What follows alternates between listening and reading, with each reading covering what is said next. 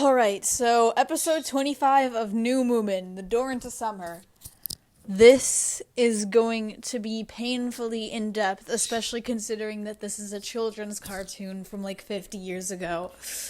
But anyways, before we get into all the theories and analyzations, I should probably do a plot summary. So, Moomin goes out, he's like, art time, he goes out to do some drawing, and he tries to draw, but his art is bad, so he's sad about that. And then he finds a golden crayon, like, in a bush. He tries to doodle with it, and he draws, like, a cursed tree. Like, it looks, like, I'll picture it here. It looks like some sort of watercolor painting of just a tree, a dead tree in a really dark environment. It's creepy. So anyways, he draws a cursed tree. Okay, that's weird. Tip number 2. Cursed tree. And, oh, man, the pencil is cursed. So he goes over to Snorkmane. Snorkmane, what do I do? And then enter Stinky. Stinky's like, hey, yo, I know where that tree is. It's in the Lonely Mountains. I don't know where in the Lonely Mountains, though. So then the next day comes, they rendezvous near the Lonely Mountains, and it's hike time. Moomin and Snorkmane end up in this cave after, like, a lot of traversing. And they walk out the other end because the drawing of the tree blew into the cave, and there's the tree! Wait, they're in some cursed forest, and then this lady's voice comes from nowhere asking to be saved, and after a lot of chaos, because the weather got, like, crazy, Moomin realizes that he needs to draw a door with the golden crayon to help the mysterious voice, and out comes a goddess out from the door, and she's like, oh, thank you, I'm the power of life, and I was trapped in here for so long, so I sent that magic crayon to your world in hopes that I could be saved. And, so Snorkmane and Moomin end up going back to their world. Everything is good. Seems like your average wacky New Moomin episode, right? Wrong! At the very end of the episode, we see the door that Moomin drew, and he had drawn it in the air, and it became a real door, blah, blah, blah, and it was now laying against a tree in the actual real-world forest.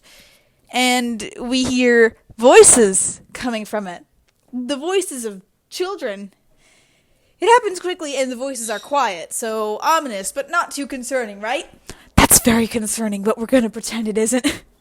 Well, if you listen closer, these voices are actually all too familiar.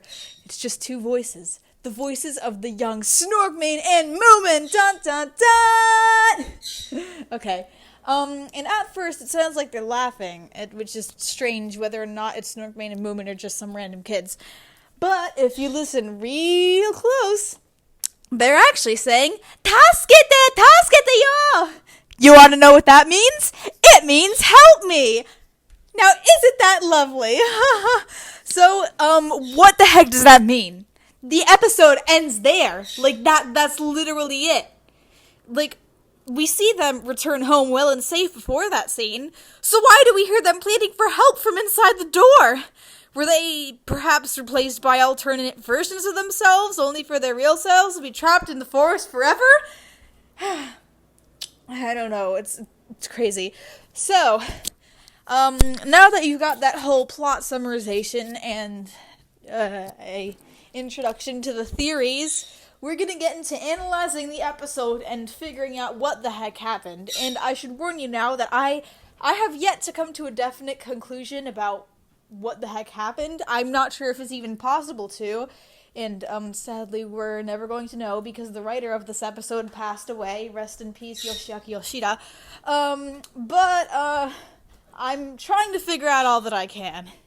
So, first of all, take a look at these two images.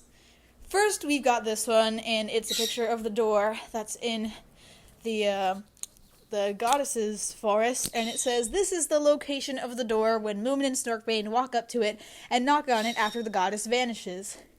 And then, here's this image, and it says, this is the location of the door when we hear them screaming from it, clearly another place, meaning it's on the other side.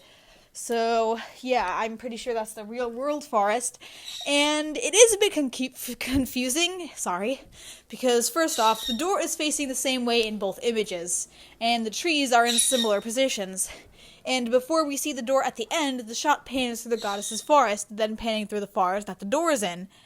However, there are two key components that show the door was in another place. First of all, The forest the door was in when they knocked on it had many more trees, and they had more leaves and more plantation all over. It was just generally more full of greenery. And secondly, when we see the goddess's forest right before we see the door, the goddess's forest is still in daylight. Then it switches to showing a forest at nighttime. These two things indicate that it had to have been the other side shown when they were screaming. The kids screaming, how lovely. Anyways, I'm going to theorize more. So I think that when they were traversing through the mountains, they'd already left reality. So here's an image. And first we see them on the iconic cliff. We see Moomin House in the background and the bathhouse enforcing that they're obviously on the lonely mountains. Like, you know, that's very clearly Moomin Valley behind them. I mean, in front of them. Sorry. So, then, another image. Then we see them going through a jungle, which, that confused me a bit, because I've never seen a jungle in the Lonely Mountains. And jungles have never been native to Moomin Valley, unless they, like, came out of a hat or tropical seeds. But, I mean, it's 70s Moomin. They create new locations every second, so it's fine. Then we see them here, cue image, and, like, first of all, what? Why is the sky green? Why are the trees purple? Why are there gigantic rock formations everywhere? Also, there's no there's no mountains in the skyline. But that's clearly flat ground, right? Because here are the Lonely Mountains. The only flat ground is the cliff, and we saw them bare. So where the heck is the jungle located? And there's no way that humongous purple rocky forest was somewhere on those super steep mountains, right? Does this mean they somehow completely scaled the mountains and made it outside of the valley where the sky is green and the trees are purple? That barely seems possible.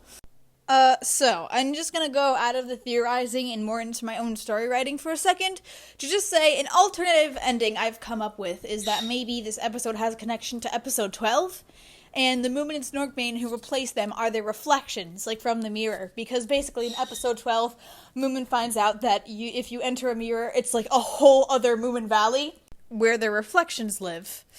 But, that's not really a theory with any proof, just an idea.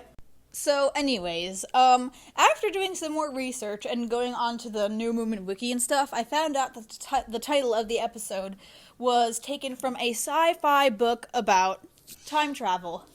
And, I wasn't exactly sure if maybe the episode was based off of the book itself, or if the title was just taken from the book. So, I was thinking that maybe the jarringly scary ending to the episode may have been inspired by the original book, The Door into Summer. So I researched it, and a lot of the reviews were saying, you know, that they were all freaking out over the ending, like, not in a good way, like, they were, like, questioning it and stuff. So I was thinking that maybe this was taken from a book. And while, from an in-universe standpoint, that wouldn't explain what the heck happened, it could give us some explanation as to why the episode was even created in the first place. So, it turns out that everybody hates the ending because the main character, who was an adult, convinced this little girl to go into a weird coma thing he was in, like being cryogenically frozen or something, so that she could become an adult and they could get married. Yeah, so, the episode was definitely not based off of the book, thankfully. So, continuing on, I've realized there is one thing that makes the ending so violently confusing, and that is the second to last scene, which is the scene where Snorkbane and Moomin are walking home from the Lonely Mountains. Because the scene before that is the part where Moomin begins knocking on the door, so without that middle scene, it's Moomin knocking on the door, and then it transitions to panning through the goddess's forest, which could perhaps, like, signify a time skip.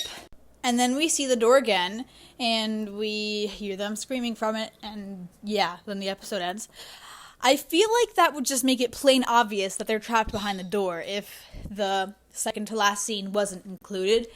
And it makes me wonder about that scene. It seems kind of unfitting. これさっき僕がクレヨンで描いた。そうね。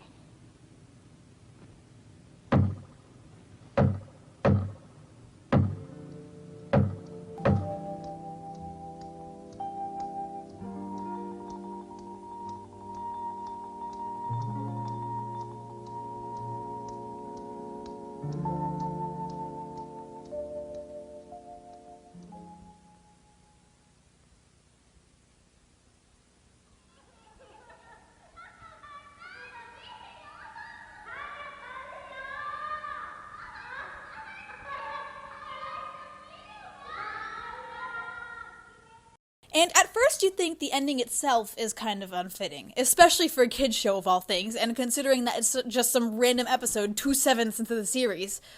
But New Moomin has ranged into some really dark territory before, what with the episode where Sniff almost gets taken by an otherworldly kingdom of some sort, an old man sacrifices himself. The show has also had multiple episodes where the plot was based around loss. And when you really look into the episode, the ending, without the second to last scene, seems a lot more fitting. I mean, think about it. The whole episode seems like they're leaving reality as they adventure on, and everything just has a generally unsettling tone to it. It almost seems as if the second to last scene wasn't originally planned, and I'm starting to believe that. As I said before, New Moomin never hesitated to venture into really dark territory, much too dark for its target audience. I'm very sure children's shows at the time didn't normally get as dark as New Moomin, even in Japan. So I think it all just comes back to the studio that Tove chose. What I'm saying is that it almost seems like the original ending was planned without the second to last scene. My guess is that if that's true, it got added to make the episode less unsettling for the kids watching it. Which, might I add, did not work. I have no proof to back this up. It's just a theory, just a thing I was thinking about. But I honestly feel like that may have been what happened. And with that, we can tie this theory into the theory about what happened from an in-universe standpoint, as it can stand as more proof that they really were trapped behind the door and replaced. Speaking of the replacement theory, there's another thing I want to touch on. It's the events of the second to last scene. The way Moomin and Snorkmane are completely unsure if any of it was real, and how Moomin is almost distracted by the cliff behind him, as if he's waiting for something. That last part, where Moomin stares at the cliff as Snorkmane walks on, that is the end of the scene, as then it transitions to the last scene of the episode. Of course, it could just be Moomin dwelling on what had happened and contemplating if it was real or not. Maybe it was him trying to figure out where the heck the jungle and the weird rock forest could have been located. But something about the way he's acting just generally seems like he's waiting for something, to me at least. Like he's expecting something but isn't aware of what it is. And this brings us back to the replacement theory. Keeping the mindset that Moomin really was expecting something, it could stand to reason that he was the replacement, subconsciously aware that he wasn't the real Moomin. Now, this is just some story writing, rather than a theory with proof, but what if he was contemplating why not only the experience with the goddess felt so dreamlike, but maybe his whole past? He was subconsciously wondering why he was replacing Moomin and where the real Moomin was, and perhaps why he couldn't remember the path they'd taken to get to the forest. And now, back to the actual theory. The way the second to last scene plays out is just generally bone-chilling. An obvious explanation for why Moomin and Snorkmane were just so quiet and spooked is that they were just still wondering if the whole ordeal with the goddess had really happened, or not. But after doing all the analyzing and theorizing that I've done, the way it plays out just feels downright wrong. So, I don't know. What do you guys think? I have basically made it my career to analyze this episode. That's all I've got for now. But if I come up with any more, I'll do another video on it. But, so, yes. What do you guys think might have happened in that episode? Or, what the heck they were planning for the ending?